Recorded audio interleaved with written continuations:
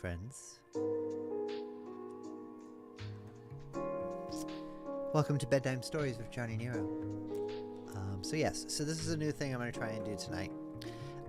And that is that I'm going to try to do this. We'll see how this works. We'll try to do it every night during the week. Maybe we'll just do it 3 times a week. Who knows?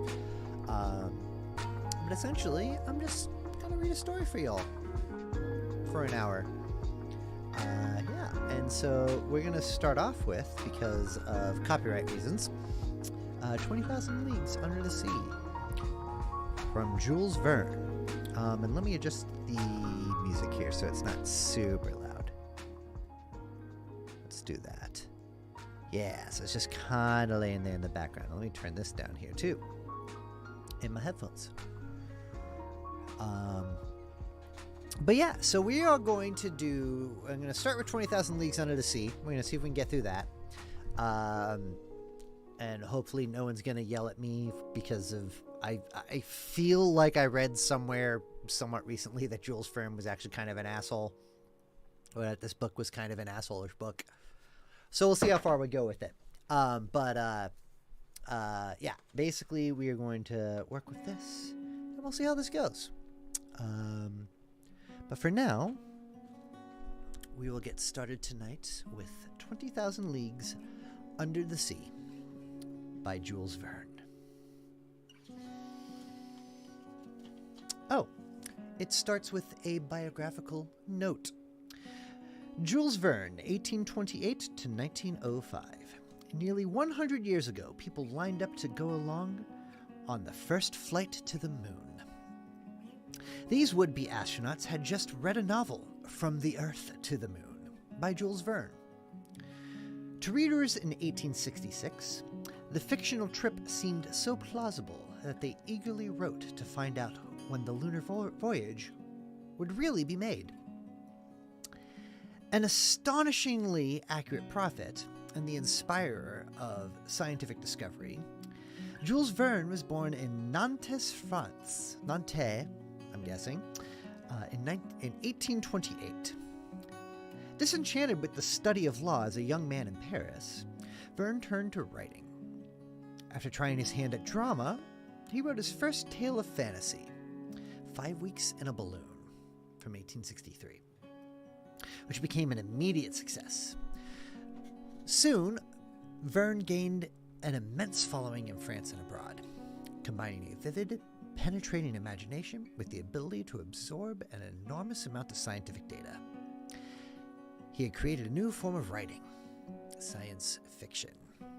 For 42 years, he wrote one extravagant bestseller after another, each forecasting some new technological development, each solidly based on scientific fact. Okay, before I continue on to this, let me just double check here. So this is published by Scholastic Library. It's a Scholastic Library edition. And I do not have a copyright date in here, it looks like. So I don't know when all of this was made. Okay. The popular books. Nope, it does not have any. So I have no idea when this book was published. I have no idea how updated this content is. But we're going to go from here. Writing decades before the age of the automobile, Jules Verne predicted television, high-speed airplanes, atomic power. In his most famous novel, 20,000 Leagues Under the Sea, from 1870, the author introduced the submarine into literature. Propelled by electricity, Verne's imaginary Nautilus came startlingly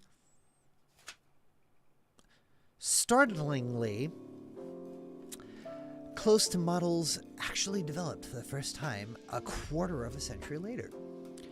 In fact, the inventor of the modern submarine, Simon Lake, has credited Verne's books with provoking many ideas on underwater craft. Jules Verne died in Amiens in 1905, too soon to see most of his fictional dreams come true. Some of his predictions still lie in the future, whether completely under people's control, interplanetary travel, getting close to that, a great world government to bring lasting peace, Let me read that again. A great world government to bring lasting peace. Yeah, this was not made in the last decade. As more and more of his speculations become reality, as new movies recreate the stories he concocted long ago, his renown as prognosticator and storyteller increases year by year.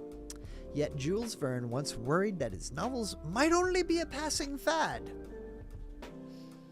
In case you were wondering, other popular books by Jules Verne: 5 Weeks in a Balloon, From the Earth to the Moon, Master of the World, The Mysterious Island, which, according to this, is available from Scholastic Book Services, Around the World in 80 Days, and Michael Strogoff.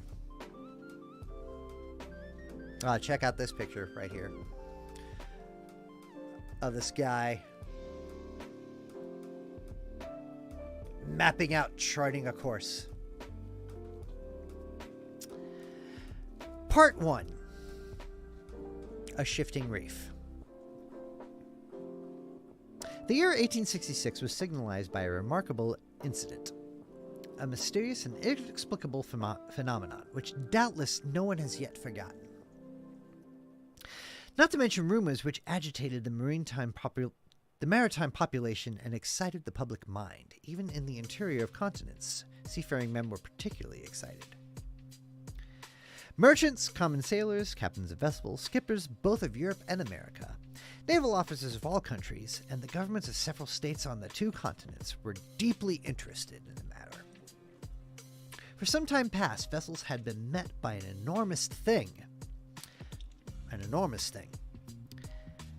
A long object, spindle-shaped, occasionally phosphorescent, and infinitely larger and more rapid in its movements than a whale.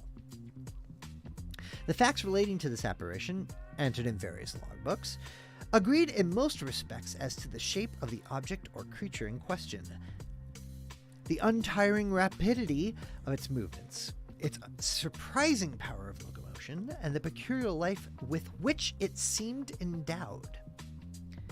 If it was a cetacean, it surpassed in size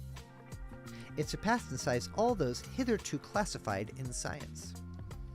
Taking into consideration the mean of observations made at divers times, rejecting the timid estimate of those who assigned to this object a length of 200 feet, equally with the exaggerated opinions which set it down as a mile in width and 3 in length, we might fairly conclude that this mysterious being surpassed greatly all dimensions admitted by the ichthyologists of the day, if it existed at all. And that it did exist was an undeniable fact, and, with that tendency which disposes the human mind in favor of the marvelous, we can understand the excitement produced in the entire world by this supernatural apparition. As to classing it in the list of fables, the idea was out of the question. On the 20th of July, 1866, the steamer Governor Higginson of the Calcutta and Burnock Steam Navigation Company had met this moving mass 5 miles off the east coast of Australia. Captain Baker thought at first that he was in the presence of an unknown sandbank. He even prepared to determine its exact position when 2 columns of water projected by the inexplicable object shot with a hissing noise 150 feet up into the air. Now, unless the sandbank had been submitted to the intermittent eruption of a geyser, the Governor Higginson had to do neither more nor less than with an aquatic animal, unknown till then, which threw up from its blowholes columns of water mixed with air and vapor. Similar facts were observed on the 23rd of July in the same year. In the Pacific Ocean by the Columbus of the West India and Pacific Steam Navigation Company.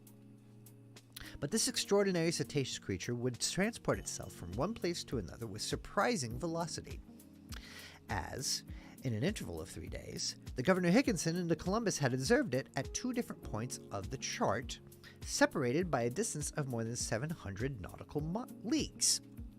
Almost said miles there. 15 days later, 2,000 miles further off, the Helvetia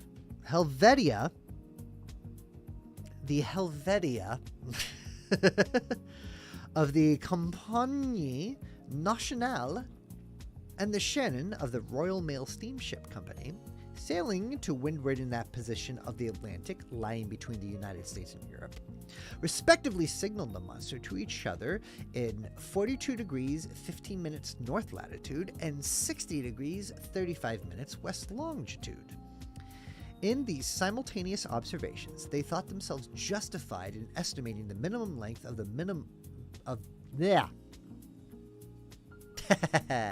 I need to slow down. In these simultaneous observations, they thought themselves justified in estimating the minimum length of the mammal at more than 350 feet, as the Shannon and the Helvetia were of smaller dimensions than it, though they measured 300 feet overall.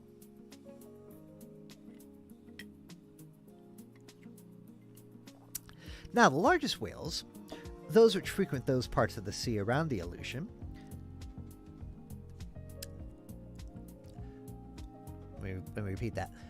Those which frequent those parts of the sea round the Aleutian, Kulamak, and Omgulik Islands have never exceeded the length of 60 yards. If they attend that, I apologize to my indigenous friends.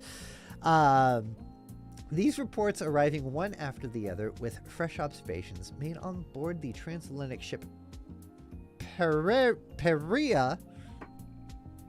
a collision which occurred between the Etna of the inland line and the monster, a procès verbal directed by the officers of the French frigate Normandy, a very accurate survey made by the staff of Commodore Fitzjames on board the Lord Clyde greatly influenced public opinion. Light-thinking people jested upon the phenomenon, but grave, practical countries such as England, America, and Germany treated the matter more seriously. I'm beginning to remember why I don't like reading. In every place of great resort, the monster was the fashion. They sang of it in the cafes, ridiculed it in the papers, and represented it on the stage. Excuse me. All kinds of stories were circulated regarding it. There appeared in the papers caricatures of every gigantic and imaginary creature, from the white whale, the terrible Moby Dick of Hyperborean regions, to the immense kraken whose tentacle could entangle a ship of 500 tons and hurry it into the abyss of the ocean. The legends of ancient times were even resuscitated, and the opinions of Aristotle and Pliny revived, who admitted the existence of these monsters, as well as the Norwegian tales of Bishop Pontoppidan, the accounts of Paul Hegde, and last of all, the reports of Mr. Harrington, whose good faith no one could suspect, who affirmed that, being on board the Castilian in 1857, he had seen this enormous serpent, which had never until that time frequented any other seas but those of the ancient Constitutional. Then burst forth the interminable controversy between the credulous and the incredulous in the societies of savants and scientific journals. The question of the monster inflamed all minds. Editors of scientific journals, quarreling with the believers in the supernatural, spilled seas of ink during this memorable campaign, some even drawing blood. For from the sea serpent, they came to direct personalities. For 6 months, war was waged with various fortune in the leading articles of the Geographical Institution of Brazil, the Royal Academy of Science of Berlin, the British Association, the Smithsonian Institution of Washington. In the discussions of the Indian archipelago of the cosmos of the Abe Moino. Nope, I missed that one. In the Mittheilungen of Petermann in the scientific chronicles of the journals of France and other countries. The cheaper journals were plied keenly and with inexhaustible zest. The satirical writers parodied a remark of Linnaeus, quoted by the adversaries of the monster, maintaining that nature did not make fools, and adjured their contemporaries not to give the lie to nature by admitting the existence of krakens, sea serpents, Moby Dicks, and other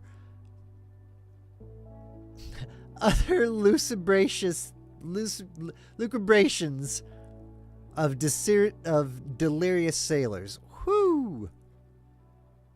At length, an article in a well-known satirical journal by a favorite contributor, the chief of the staff, settled the monster, like Hippolytus giving it the death blow amid a universal burst of laughter.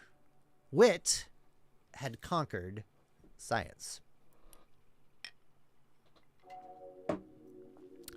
This sounds familiar. During the first months of the year 1867, the questions seemed buried, never to revive, when new facts were brought before the public. It was then no longer a scientific problem to be solved, but a real danger seriously to be avoided. The question took quite another shape. The monster became a small island, a rock, a reef, but a reef of indefinite and shifting proportions. On the 5th of March, 1867, the Moravian of the Montreal Ocean Company, finding herself during the night in 27 degrees 30 minutes latitude, and 72 degrees 15 minutes longitude, struck on her starboard quarter a rock, marked in no chart for that part of the sea. Under the combined efforts of the wind and its 400 horsepower, it was going at the rate of 13 knots. Had it not been for the superior strength of the hull of the Moravian, she would have been broken by the shock and gone down with the 237 passengers she was bringing home from Canada. This is not the book for me. No, it is not. I don't think any book is for me. I am not good at reading loquacious words. But I'm gonna get better. I gotta read ahead while also speaking words. Welcome, Metaverse Nomad, to the stream, by the way. You should follow me if you aren't already. Where are we? Okay. The accident happened about 5 o'clock in the morning, as the day was breaking. The officers of the quarterdeck hurried to the after part of the vessel. They examined the sea with the most scrupulous attention. They saw nothing but a strong eddy about 3 cables' length distance, as if the surface had been violently agitated.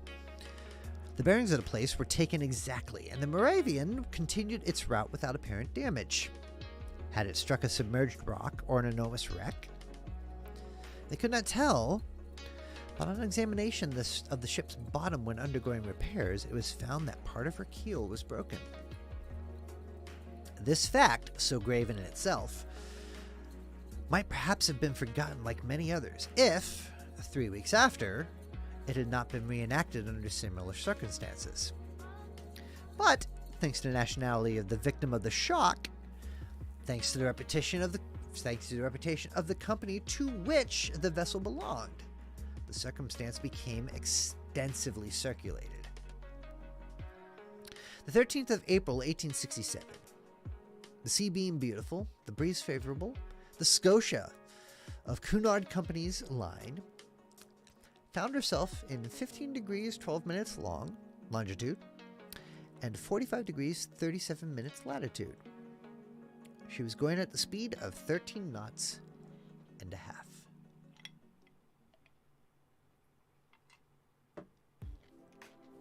By the way, if the music's too loud, please let me know in chat. At 17 minutes past 4 in the afternoon, while the passengers were assembled at lunch in the great saloon, a slight shock was felt on the hull of the Scotia, on her quarter, a little aft of the port paddle. The Scotia had not struck, but she had been struck, and seemingly by something rather sharp and penetrating than blunt. The shock had been so light that no one had been alarmed, had it not been for the shouts of the carpenter's watch, who rushed onto the bridge, exclaiming, "We're sinking! We're sinking!"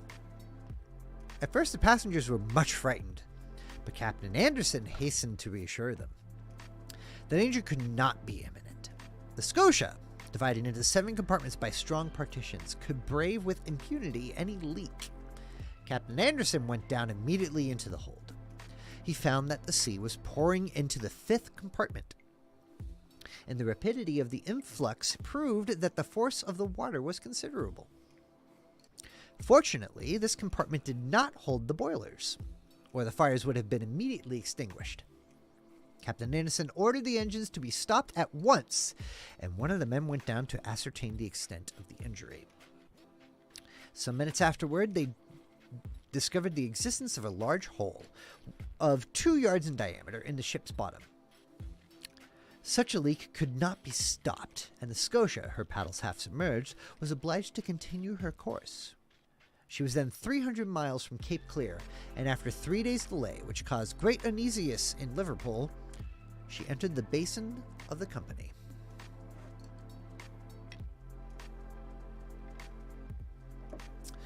The engineers visited the Scotia, which was put in dry dock. They could scarcely believe it was possible. At 2 yards and a half below watermark was a regular... Okay, let me read this because this is a weird context of this word. At 2 yards and a half below watermark was a regular rent in the form of an isosceles triangle. The broken place in the iron plates was so perfectly defined that it could not have been more neatly done by a punch. It was clear, then, that the instrument producing the perforation was not of a common stamp, and after having been driven with prodigious strength and piercing an iron plate 1 3/8 inches thick, had withdrawn itself by a retrograde motion truly inexplicable. Such was the last fact which resulted in exciting once more the torrent of public opinion. From this moment, all unlucky casualties which could not be otherwise accounted for were put down to the monster.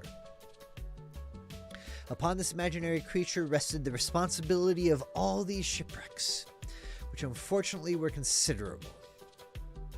For 3,000 ships whose loss was annually recorded at Lloyd's, the number of sailing and steamships supposedly to be totally lost, from the absence of all news, amounted to not less than 200.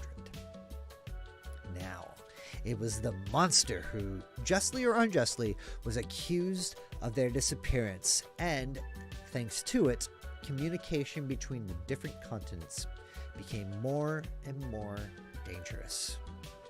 The public demanded peremptorily that the seas should at any price be relieved from this formidable cetacean. And with that, we're going to take a pause because I'm going to drink my drink and I'm going to change my lighting. Here, and please let me know how this is going so far. And enjoy the music in the background while I change up my lighting here.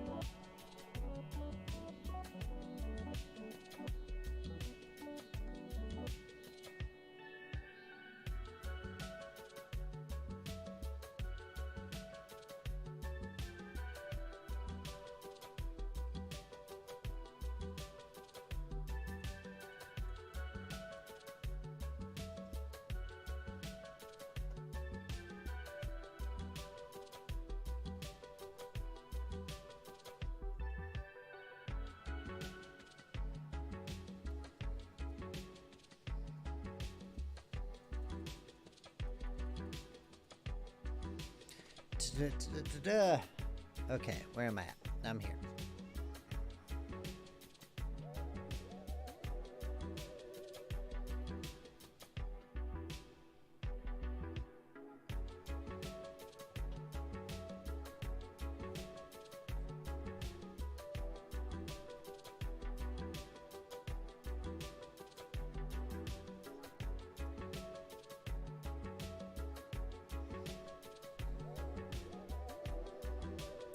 Gotta set the mood.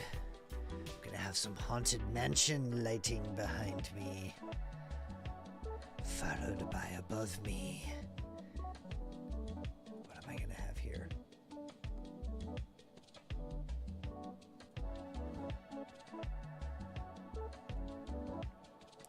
Above me, we're gonna have that kind of lighting.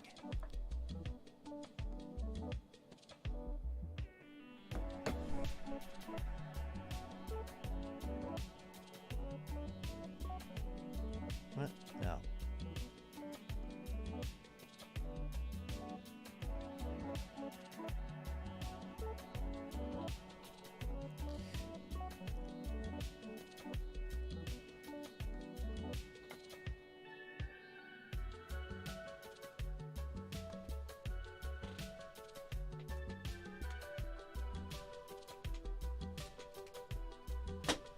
There we go. Don't ask, I'm weird.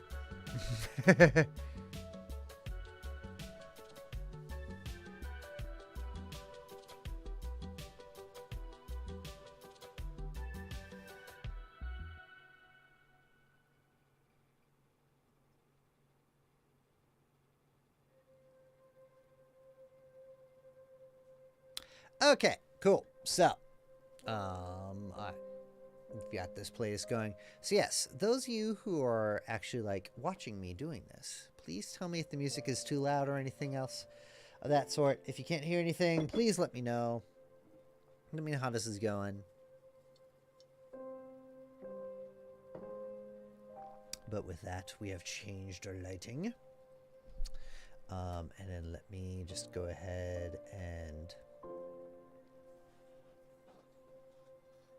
get myself relaxed here for a second.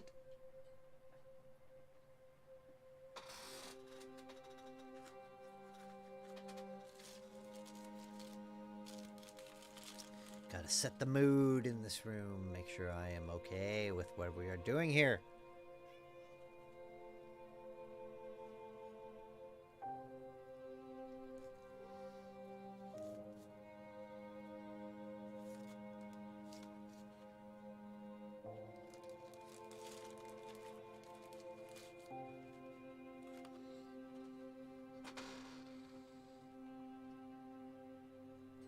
Just imagine just the smell of the sea. Okay. What are you doing, Pepper?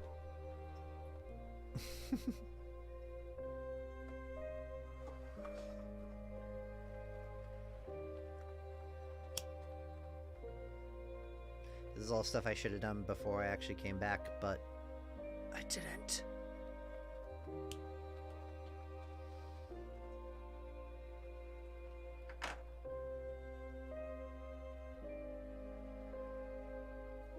Okay.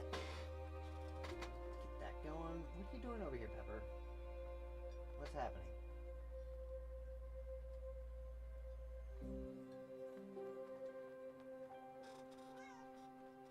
Okay. Alright, I have my mood set. Everything is set up now. Chapter 2. Pro and Con. At the period when these events took place, I had just returned from a scientific research in the disagreeable territory of Nebraska in the United States. Let me reread that sentence again because this is actually kind of an amazing sentence. At the period when these events took place, I had just returned from a scientific research in the disagreeable territory of Nebraska in the United States. In virtue of my office as assistant professor in the Museum of Natural History in Paris, the French government had attached me to that expedition. After 6 months in Nebraska, I arrived in New York toward the end of March, laden with precious collection. My departure for France was fixed for the first days in May. Meanwhile, I was occupying myself in classifying my mineralogical, botanical, and zoological riches when the accident happened to the Scotia. I was perfectly up in the subject, which was the question of the day. How could I be otherwise? I had read and reread all the American and European papers without being any nearer a conclusion. This mystery puzzled me. Under the impossibility of forming an opinion, I jumped from one extreme to the other. That there really was something could not be doubted, and the incredulous were invited to put their finger on the wound of the Scotia. On my arrival at New York, the question was at its height. The hypothesis of the floating island and the approachable sandbank, supported by minds little competent to form a judgment, was abandoned. And, indeed, unless the shoal had a machine in its stomach, how could it change its position with such astonishing rapidity? From the same cause, the idea of a floating hull of an enormous wreck was given up. There remained then only two possible solutions of the question, which created two distinct parties. On one side, those who were for a monster of colossal strength. On the other, those who were for a submarine vessel of enormous motive power. But this last hypothesis, plausible as it was, could not stand against inquiries made in both worlds. That a private gentleman should have such a machine at his command was not likely. Where, when, and how was it built? And how could its construction have been kept secret? Certainly a government might possess such a destructive machine, and in these disastrous times, when the ingenuity of man has manipulated the power or weapons of war, it was possible that, without the knowledge of others, a state might try to work such a formidable engine. Oh boy. Okay, I'm going to butcher this word too. After the chassepot came to the torpedo. After the chassepot came the torpedoes. After torpedoes, the submarine rams. Then, the reaction. At least, I hope so. But the hypothesis of a war... I'm going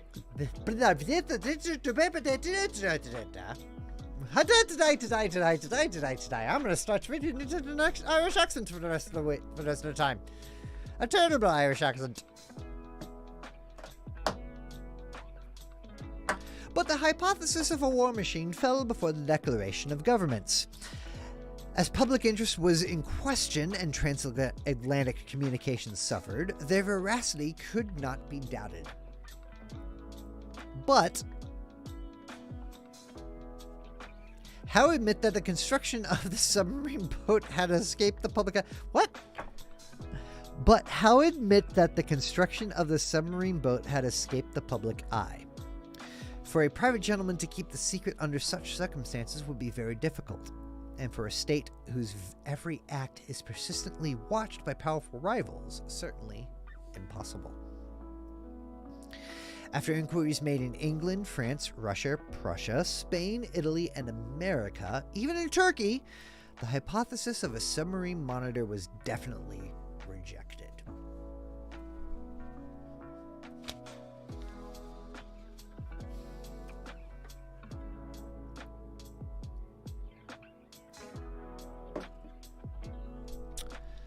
Upon my arrival in New York, several persons did me the honor of consulting me on the phenomenon in question. Read that sentence again. I'm reading it too fast for me to actually understand what I am saying as I am reading it. Upon my arrival in New York, several persons did me the honor of consulting me on the phenomenon in question. I had published in France a work in quarto, in 2 volumes. In quarto, no. Okay, let me redo that again. Old language. I had published in France a work in quarto, in 2 volumes, entitled Mysteries of the Great Submarine Grounds. This book, highly approved of in the learned world, gained for me a special reputation in this rather obscure branch of natural history. My advice was asked. As long as I could deny the reality of the fact, I confined myself to a decided negative. But soon finding myself driven into a corner, I was obliged to explain myself categorically. And even the Honorable Pierre Arnac,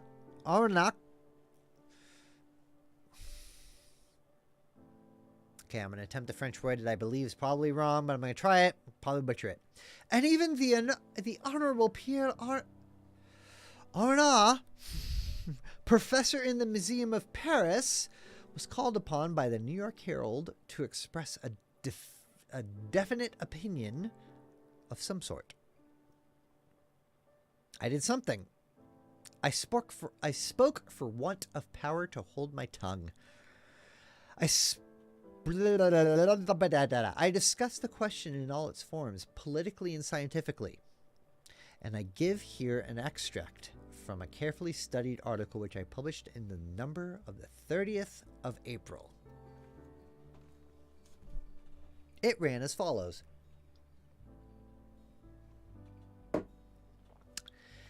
After examining one by one the different hypotheses, rejecting all other suggestions, it becomes necessary to admit the existence of a marine animal of enormous power.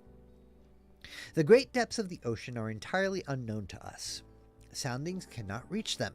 What passes in those remote depths, what beings live or can live 12 or 15 miles beneath the surface of the waters. What is the organization of these animals? We can scarcely conjecture. However, the solution of the problem submitted to me may modify the form of the dilemma. Either we do know all the varieties of beings which people our planet, or we do not. If we do not know them all, if nature has still secrets in ichthyology for us, nothing is more conformable to reason than to admit the existence of fishes or cetaceans of other kinds, or even of new species of an organization formed to inhabit the strata inaccessible to surroundings, in which an accident of some sort, either fantastical or capricious, has brought at long intervals to the upper level of the ocean. If, on the contrary, we do know all living kinds, we must necessarily seek for the animal in question among those marine beings already classed. And in that case, I should be disposed to admit the existence of a gigantic narwhal. The common narwhal, or unicorn of the sea, often attains a length of 60 feet. Increase its size 5-fold or 10-fold. Give it strength proportionate to its size, lengthen its destructive weapons, and you obtain the animal required.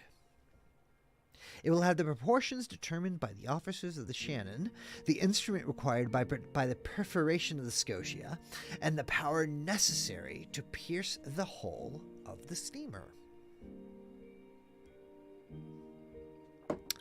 Indeed, the narwhal is armed with a sort of ivory sword, a halberd, according to the expression of certain naturalists. The principal tusk has the hardness of steel. Some of these tusks have been found buried in the bodies of whales, which the unicorn always attacks with success.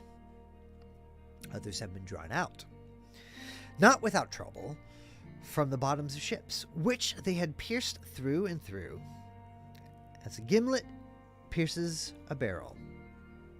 The Museum of the Faculty of Medicine of Paris possesses one of these defensive weapons, 2 yards and a quarter in length and 15 inches in diameter at the base.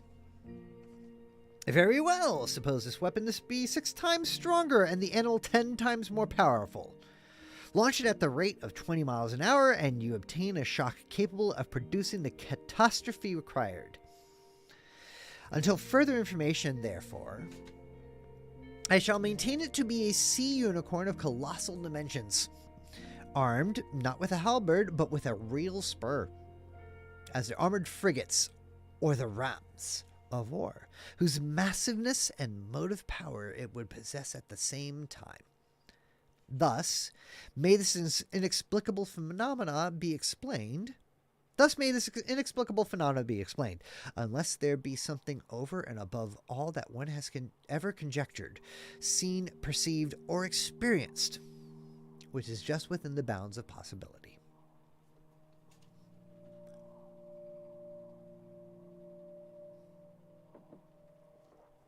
These last words were cowardly on my part.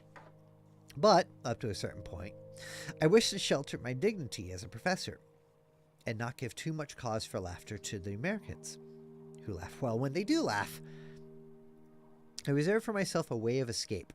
In effect, however, I admitted the existence of the monster.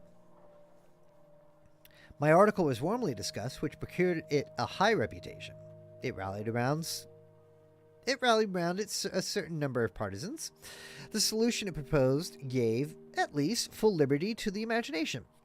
The human mind delights in grand conceptions of supernatural beings, and the sea is precisely their best vehicle, the only medium through which these giants, against which terrestrial animals, such as elephants or rhinoceros, are as nothing, can be produced or developed. The industrial and commercial papers treated the question chiefly from this point of view. The Shipping and Mercantile Gazette, the Lloyd's List, the Packet Boat, and the Maritime and Colonial Review, all papers devoted to insurance companies which threatened to raise their rates of premium. Let me read that again in a better way. All papers devoted to insurance companies which threatened to raise their rates of premium were unanimous on this point. Public opinion had been pronounced. The United States were the first in the field, and in New York they made preparations for an expedition destined to pursue this narwhal. A frigate of great speed, the Abraham Lincoln, was put in commission as soon as possible. The arsenals were opened to Commander Farragut, who hastened the arming of his frigate. But, as it always happens, the moment it was decided to pursue the monster did not appear. For 2 months no one heard it spoken of. No ship met with it. It seemed as if this unicorn knew of the plots weaving around it. It had been so much talked of, even through the Atlantic cable,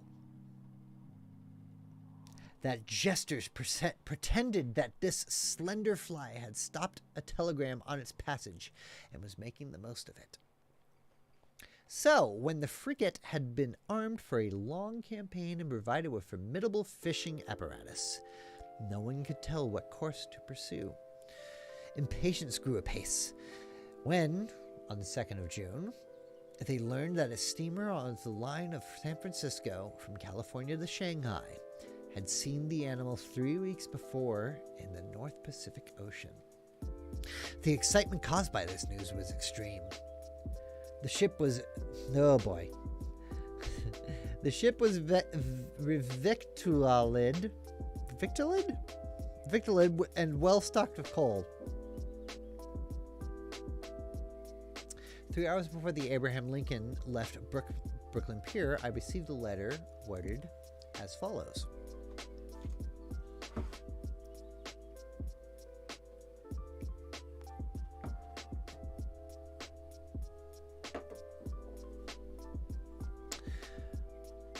To M. Arane, professor in the Museum of Paris, 5th Avenue Hotel, New York. Sir, if you will consent to join the Abraham Lincoln in this expedition, the government of the United States will with pleasure see France represented in the enterprise. Commander Farragut has a cabin at your disposal. Very cordially yours, J.B. Hobson, Secretary of Marine. Okay. All right. So I've wanted to... my plan for this, every time I do one of these things, is that I want to read for about an hour. And then move on to other things, or end the stream for however we're going to go on this. That was the end of chapter 2. We get about 14 minutes left here. I think I'm going to go into chapter 3. I'm going to read chapter 3. And then more than likely, we're going to call it good after that. So I hope all of you out there are having very sweet dreams. I hope the bed bugs are not biting.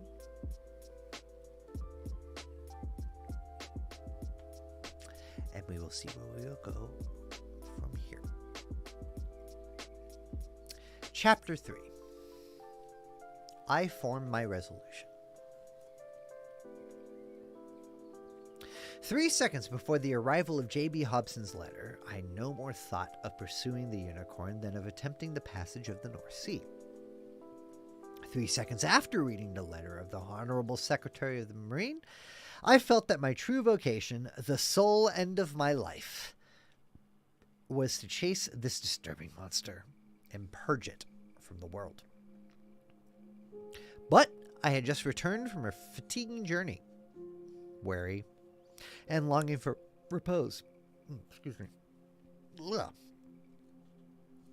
I aspired to nothing more than again seeing my country, my friends, my little lodging by the Jardin de Plantes, my dear and precious collections.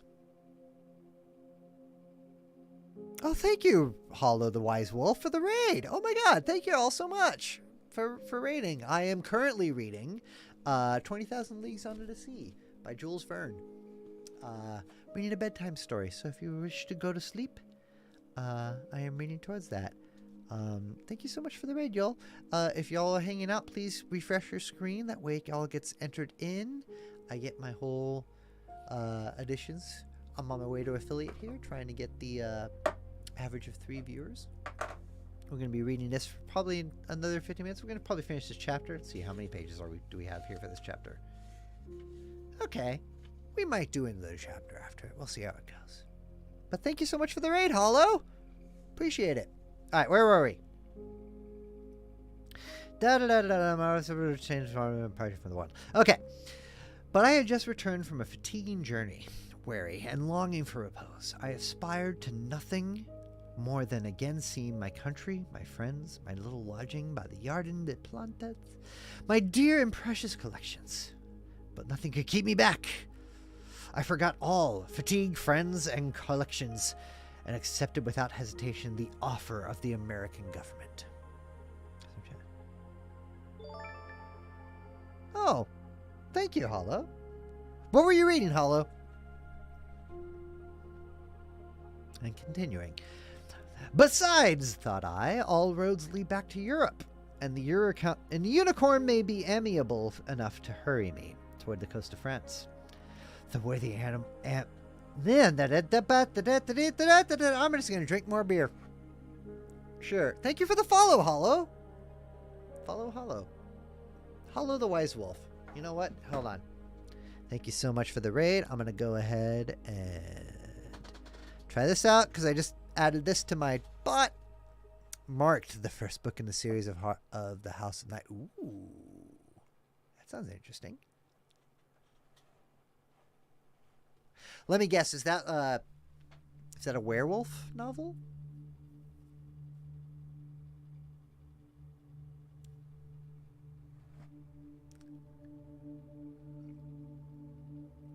Close. Okay. Vampire. That was gonna be my second guess. It sounded like one of those two things. First book in a series of House of Night. Who's the author of that series?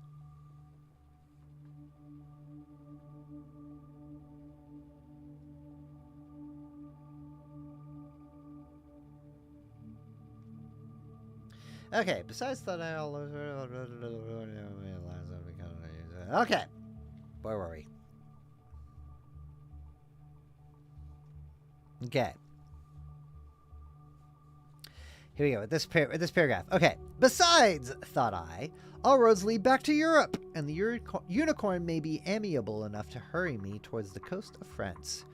This worthy animal may allow itself to be caught in the seas of Europe for my particular benefit, and I will not bring back less than half a yard of its ivory halberd to the Museum of Natural History. But in the meanwhile, I must seek this narwhal in the North Pacific Ocean, which, to return to France, was taking the road to the Antipodes. PC Cast and Chris and Cast, Mother Daughter Theme. Ooh. Oh. I will have to check that out at some point in time. But in the meantime, once again, thank you so much for the follow. Alright, let me see if I can get this. Hollow the Wise Wolf. Thank you so much for the follow, for the raid. Thank you for jumping in. Please go hang out and check out their stuff. And welcome to the Raiders. I normally do music stuff on Tuesdays. Tonight, I have started a new thing of bedtime stories where I read books for an hour. For those of you who want to go to sleep, to someone reading you a story. I provide that, or at least we're going to try and provide that. But thank you so much thank you so much, everyone. Hopefully, yeah, give me a follow.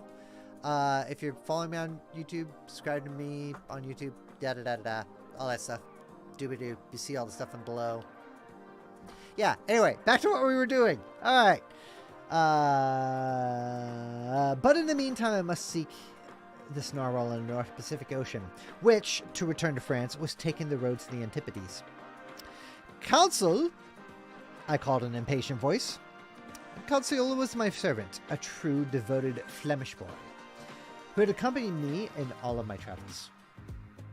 I liked him, and he returned the liking well. He was phlegmatic by nature, regular from principle, zealous from habit, evincing little disturbance at the different surprises of life, very quick with his hands and apt at any service required of him, and, despite his name, never giving advice, even when asked of it. Counsel had followed me. Hi.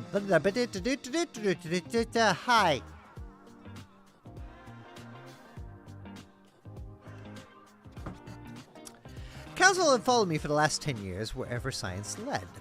Never once did he complain of the length or fatigue of a journey. Never made an objection to pack his portmanteau for whatever country it might be. Yes, I did that. Or however far away, whether China or Congo. Besides all this, he had good health, which defied all sickness, and solid muscles. Sorry, my eyes are jumping ahead of me here. Okay, besides all this, he had good health, which defied all sickness and solid muscles, but no nerves. Good morals are understood. This boy was 30 years old, and is aged to that of his master as 15 to 20. May I be excused for saying I was 40 years old? Tuesday and Thursday do reading. Oh yeah, so Hollow the Wise Wolf. Tuesdays and Thursdays, they do reading. Monday, Wednesday, and Friday, when work and allergies aren't kicking their butt, they crochet. You know what? Hold on. I'm going to take a pause here.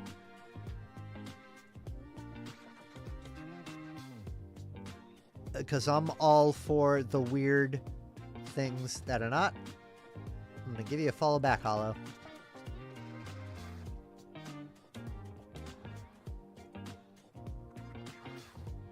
Because knowing me, I am going to forget that you followed me. Because that's who I am after the stream. So I'm following you now so that I get my notifications whenever you go live. And yeah, I will join you at some point in time. And anyone else should also join them as well. Because yeah, I'm all for like weird Twitch things. Weird Twitch things are always great. Allie just kicking your butt, Crochet. Yes, it is. It absolutely is.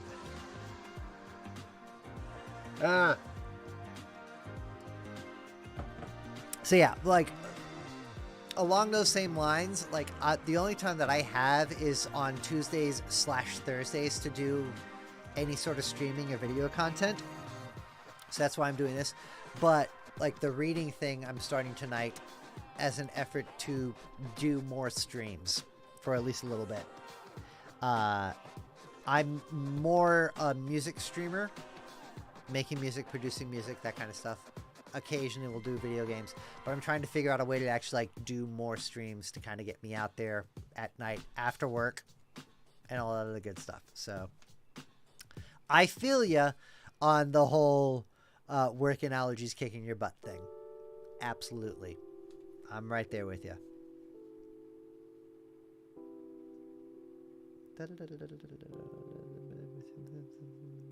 Okay. Anyway, back to where we were at. But Council had one fault. He was ceremonious to a degree and would never speak to me but in the third person, which was sometimes provoking. Council, I said again, beginning with feverish hands to make preparations for my departure. Certainly I was sure of this devoted boy.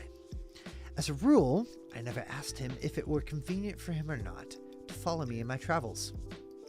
But this time the expedition in question might be prolonged, and the enterprise might be hazardous in pursuit of an animal capable of sinking a frigate as easily as a nutshell. Here there was matter for reflection, even to the most impassive man in the world. What would Council say?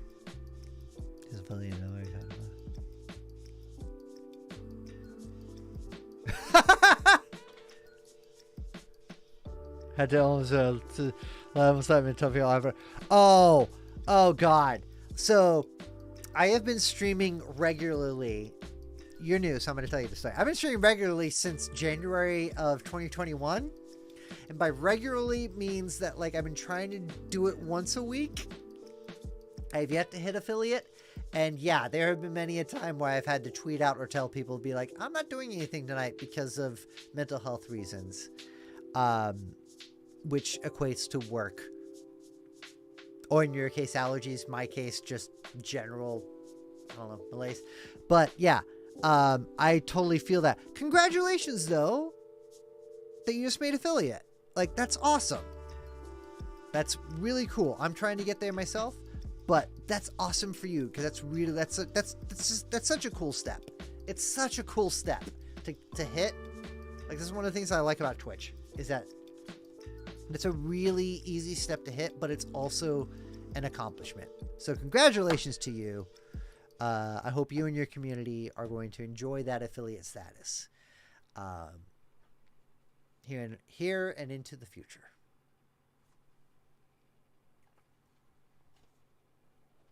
And with that, we go back to Council. Council, I called a third time.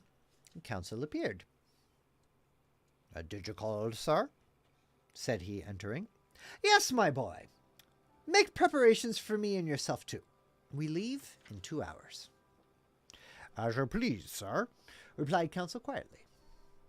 Not an instant to lose. Lock in my trunk all traveling utensils, coats, shirts, and stockings, without counting as many as you can, and make haste. So I keep in that's fine.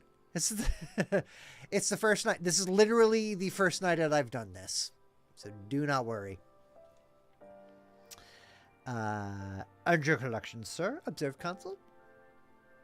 We will think of them by and by. What? Oh, God. I did not choose a good book for the words that I understand either. What? The Architarium, the Hierat... Oh, God. Jules, what the hell are you saying here? Okay. All right, I'm going to say this very slowly, and I'm going to probably butcher these words. What? The Archaeotherium, the Hieracotarium, the Oreodons, the Cheropotamus, and the other skins? I feel like this is a time that I am not familiar with. They will keep them at the hotel. And you live in Barbarossa, sir? They will feed it during our absence. Besides, I will give orders to forward a menagerie to France. We're not returning to Paris, then? Said Council. Oh, certainly, I answered evasively. By making a curve. Will the curve please you, sir? Oh, it'll be nothing. Not quite so direct a road, that is all. We take our passage in the Abraham Lincoln. As you think proper, sir. coolly, replied Council. I butchered the words too. Yeah, like I'm learning that very quickly of how to read a book live. I've never had to do that other than just like, here kids, here's an illustrated book. Oh, look at this picture that is here. That is up here on this thing. Which, oddly enough, this publication of 20,000 Leagues Under the Sea actually had a picture to start the book off of. It lulled me into a false sense of security because I'm just like, oh, look at this picture, everyone. Look at this picture, kids. Look at where we're at. Look at that. It is a man navigating in a submarine. Yep. Okay, where were we? You see, my friend, it has to do with the monster, the famous narwhal. We are going to purge it from the seas. The author of a work in quarto, in 2 volumes. What the hell? I'm gonna have to look that up. This is now the second time within about 10 pages this time. The author of a work in quarto, in 2 volumes, on the mysteries of the great submarine grounds, cannot forbear embarking with Commander Farragut. A glorious mission, but a dangerous one. We cannot tell where we may go. These animals can be very capricious. But we will go whether or no. We have got a captain who is pretty wide awake. I opened a credit account for Barbarossa and... okay. I opened a credit account for Barbarossa and Consul following.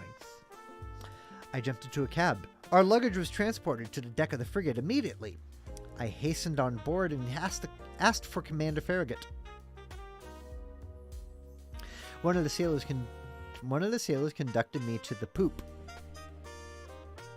where I found myself in the presence of a good-looking officer, who held out his hand to me.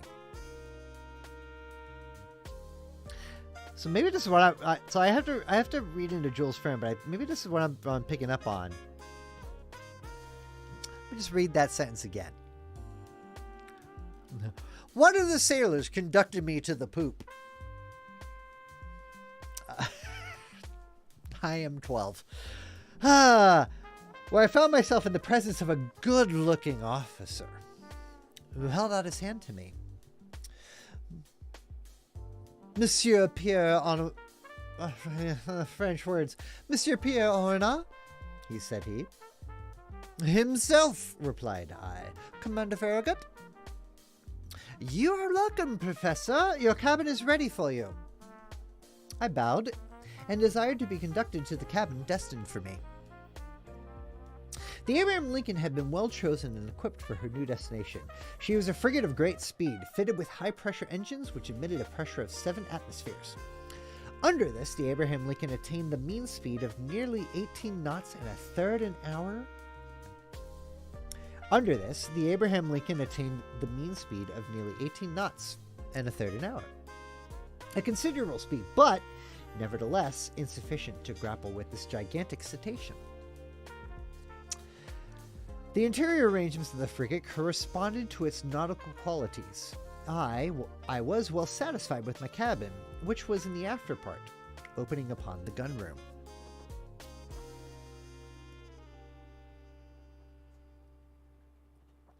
We shall be well off here, said I to Council. As well, by your honour's leave, as a hermit crab in the shell of a whelk, said the Council. I left Council to stow our trunks conveniently away, and remounted the poop. I'm 12. I left Council to stow our trunks conveniently away, and remounted the poop in order to survey the preparations of departure. God damn it, Johnny. At that moment, Commander Farragut was ordering the last Marines to be cast loose, which held the Abraham Lincoln to the pier of Brooklyn. So in a quarter of an hour, perhaps less, the frigate would have sailed without me. I should have missed the extraordinary, supernatural, and incredible expedition, the recital of which may well meet with some skepticism. Poop, yes. Yes, Big Papa Evanston. Poop. Poop is the word that you've heard. It's got smooth. It's got feeling. Ah. Hi, are y'all enjoying this? But Commander Farragut could not lose a day nor an hour in scouring the seas in which the animal had been sighted. He sent for the engineer. "Is the steam full on?" asked he. "Yes, sir," replied the engineer. "Go ahead," cried Commander Farragut. The Key of Brooklyn and all that part of New York bordering on the East River was crowded with spectators. 3 cheers burst successively from 500,000 throats. Thousands of handkerchiefs were waved above the heads of the compact mass, saluting the Abraham Lincoln until she reached the waters of the Hudson. At the point of that elongated peninsula which forms the town of New York. Then the frigate, following the coast of New Jersey along the right bank of the beautiful river, covered with villas, passed between the forts which saluted her with their heaviest guns. The Abraham Lincoln answered by hoisting the American colors 3 times, whose 39 stars shone resplendent from the mizzen peak. 39 stars. Late 1800 yards, y'all.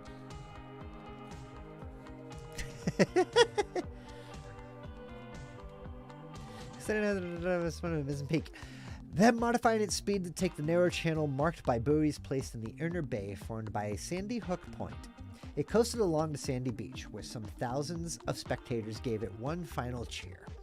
The escort of boats and tenders still followed the frigate, and did not leave her until they came abreast of the lightship, whose 2 lights marked the entrance of New York Channel. 6 bells struck. The pilot got into his boat and rejoined the little schooner, which was waiting under our lee. The fires were made up, the screw beat the waves more rapidly, the frigate skirted the low yellow coast of Long Island, and at 8 bells, after having lost sight in the northwest of the lights of Fire Island, she ran at full steam onto the dark waters of the Atlantic. And with that, for tonight, we close 20,000 Leagues Under the Sea. Maybe I'll be back tomorrow. Maybe I will be back on Thursday. I am not entirely sure. Like I said, this is the first night of me doing this. I'm going to take a short break, and then get back to doing the music stuff. I hope you all stick around. But please, if you haven't already, please give me a follow. Like I said, I will either pick up on bedtime stories either tomorrow, or we'll do it on Thursday. We'll figure it out how it goes. This is a brand new thing. But yeah, please give me a follow if you haven't already. We're going to take a short break. I'm going to do a little stopping of the stream so that my VODs can work better later on. And then we will get back to making some music. But once again, thank you, Hollow the Wise Wolf, for the follow. Thank you for the raid. Big Papa Evanston, thank you for hanging out in chat. Yeah. We will be back. That was 3 chapters and an introduction of 20,000 Leagues Under the Sea by Jules Verne. And we shall see you in a minute, friends. Bye-bye.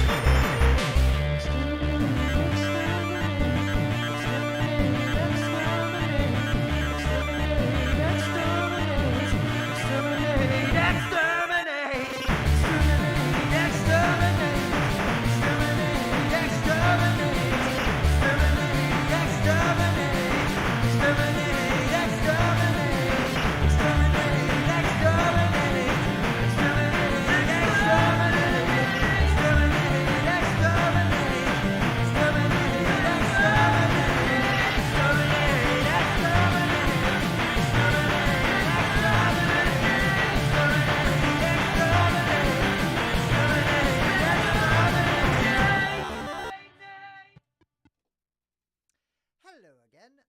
Okay, so I'm gonna stop the stream for like a minute just so that my VOD stuff works. And then we will be back. So if you can, please stick around. I am not going anywhere. I'm just making sure that like I've got VODs of everything and everything's separate so I can organize things better at a future date. So